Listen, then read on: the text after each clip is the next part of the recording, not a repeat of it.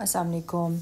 I am back with another video. आज हमारी model जो है बड़ी क्यूट सी लड़की हैं, इनके ऊपर हम मेहंदी मेकओवर कर रहे हैं। आपने बिफ़ोर इनकी मेकअप स्किन देखी है, बहुत क्लियर है, हमें कुछ ज़्यादा बेस लगाने की ज़रूरत नहीं है। और मैं बिल्कुल रिकमेंड नहीं करती कि जिनकी स्किन नीट हो, क्लियर हो और कम एज की लड़कियां हों, उनको आप बहुत ज़्यादा हैवी बेस लगा के बहुत ओवर एज दिखा देते हैं।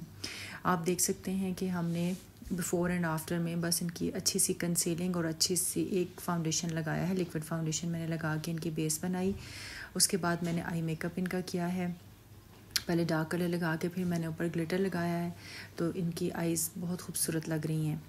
और लिपस्टिक के साथ इसको एंड किया। ये मैंने बहुत डिटेल वीडियो नहीं बनाई है, जस्ट आपको एक मैसेज देने के लिए वीडियो बनाई है कि आप कभी भी हर एक के ऊपर एक जैसा मेकअप नहीं करें। आप according to age, according to skin type करें।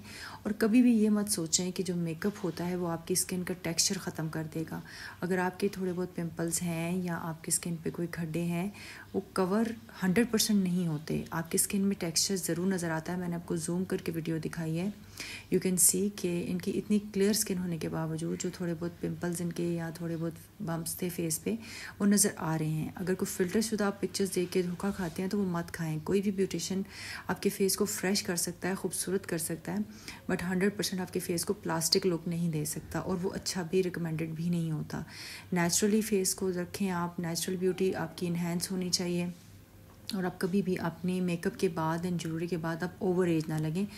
दैट इज़ व्हाट नीडेड, और यही कमाल होता है मेकअप आर्टिस्ट का। एंड यू कैन सी कि ये अपनी एज ग्रुप से बिल्कुल बड़ी नहीं लग रही, और इनके फेस पे नीटनेस है, क्यूटनेस भी वैसी ही है।